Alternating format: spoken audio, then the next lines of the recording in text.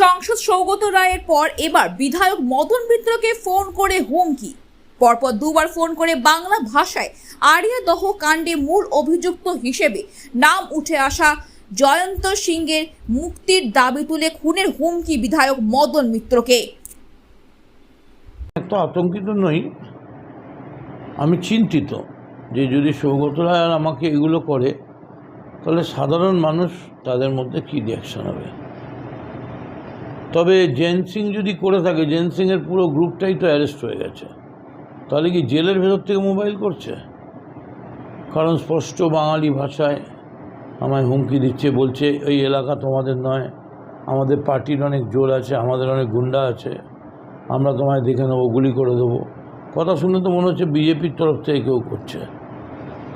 আর gen Singh যদি জেলের ভেতর থেকে ফোন করে সেটাও খুব চিন্তার ব্যাপার। তবে আমার মনে হয় না এটা তো বেউর বা তিহার নয় যে এখানে জেলের ভেতর থেকে ফোন করা যায়।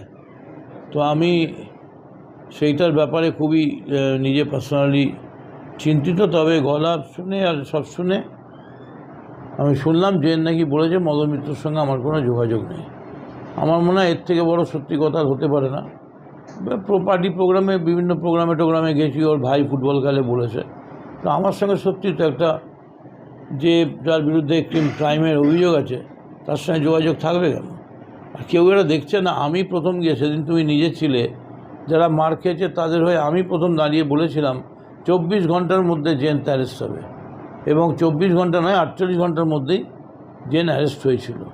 এবং তারপর থেকে আজকে প্রায় 1 মাস হতে চললো, 15 দিন হয়ে গেল, কিন্তু কোনো গণ্ডগোল কোথাও নেই। এখন কেউ খুঁচিয়ে এটাকে ঘা করতে চাইছে, তবে তারা সাকসেসফুল হবে না। আমি এইটুকুনি বলতে পারি, আড়িয়াদহে কোনো গুন্ডামি এখন আমরা বরদাস্ত করব না। তার জন্যে যে জায়গায় যাওয়ার আছে আমরা যাব। We are ready for any confrontation. Bimal সহ তো ভয় পাচ্ছেন, তার যে রথতলার মোড়ে যেখানটা তার অফিস ছিল সেটাও খুলতে ভয় পাচ্ছেন যে সেখানে একসময় প্রভাব খাটিয়ে এই বায়ুমণ্ডলের লোকজনই সেখানে তাদেরকে বুঝতে দেয়নি, তার জন্য আজকে সে যাচ্ছে না সেখানে। এইসব আমি আর অন্য কোনো সাবজেক্টে যেতে চাইব না। সব অফিসে যেখানে ক্রিমিনাল থাকবে বন্ধ করুন।